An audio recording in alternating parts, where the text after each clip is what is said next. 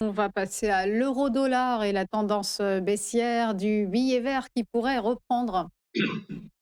Oui, puisque la géopolitique, ça va être évidemment à nouveau le focus de la semaine, hein, et la tendance, comme vous l'avez dit, du dollar, baissière du dollar pourrait reprendre, puisque c'est lui qui est le grand perdant, hein, de cet énième épisode sur les droits de douane, hein. Le dollar a grimpé donc de cette nuit, hein, il reste et je veux dire, l'euro-dollar reste 50 pips plus haut ce matin depuis la décision de la Cour suprême, hein. Alors, on a commencé la semaine dernière, je vous rappelle, avec les craintes d'une attaque imminente des États-Unis, et ça s'est terminé donc par cette décision de la Cour suprême, hein. On a eu aussi la semaine dernière quand même pas mal de chiffres américains, à commencer par la publication de la première estimation du PIB du quatrième trimestre 2025, hein.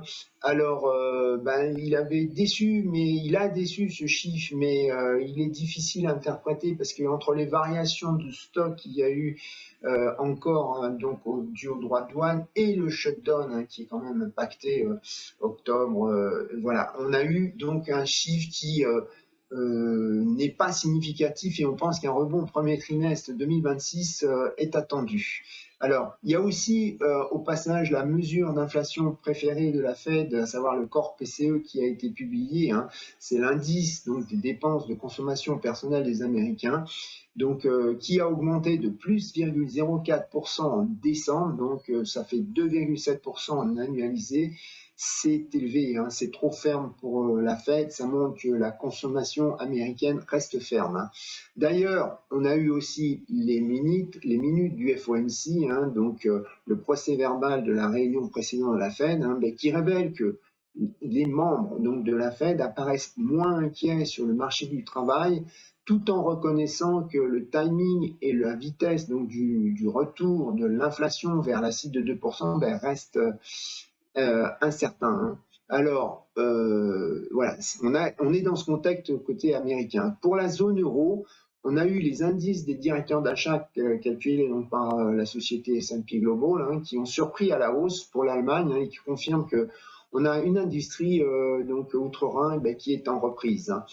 Alors, comme on l'a dit tout à l'heure, le calendrier économique américain, et même européen quasiment, est quasiment vide, hein, et ça va être donc la géopolitique qui va être à nouveau le focus, hein, avec le discours de Trump sur l'état de l'Union. On n'oubliera pas non plus qu'on est toujours avec une frappe éventuelle des USA sur l'Iran, hein, qui pourrait à nouveau faire potentiellement remonter le dollar, hein. L'USS Gerald Ford ce matin a passé le sud de l'Italie, hein, donc il approche vraiment des côtes iraniennes, hein. Alors voilà, on a le dollar qui pourrait donc remonter potentiellement à cause de ça, mais on peut penser que c'est temporaire car pour déclencher une guerre, c'est pareil.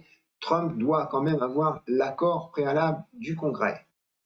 Voilà.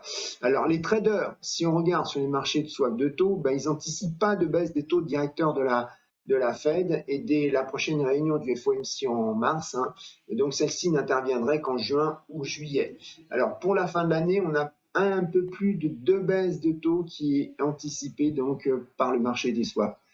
De même, hein, pour la BCE, on n'a aucun trader qui n'anticipe de baisse pour mars, hein, par le Conseil des gouverneurs, et même une baisse éventuelle d'ici la fin de l'année n'est intégrée qu'à 28%. Alors, côté analyse technique, on a la paire qui a baissé de 89 pips la semaine dernière, mais celle-ci, on l'a vu, elle a remonté depuis l'ouverture dimanche, hein, car le dollar a baissé en réaction au niveau droit de douane imposé par Trump. Alors, comme support, on a un 17,42 qui est un plus bas de jeudi dernier, hein. Il a été testé à nouveau vendredi. Avant les droits de douane, enfin avant la décision de la Cour suprême, je veux dire, on a plus bas encore un 15,77, hein, c'est un plus bas de fin janvier qui avait servi de forte résistance en avril 2025. Côté résistance, on a un 19,16, hein, qui est une résistance intermédiaire et qui correspond à un niveau qui avait été rejeté en septembre dernier. Au-dessus encore, on a le plus haut de fin janvier qui est 1,2082, mais c'est aussi une résistance intermédiaire.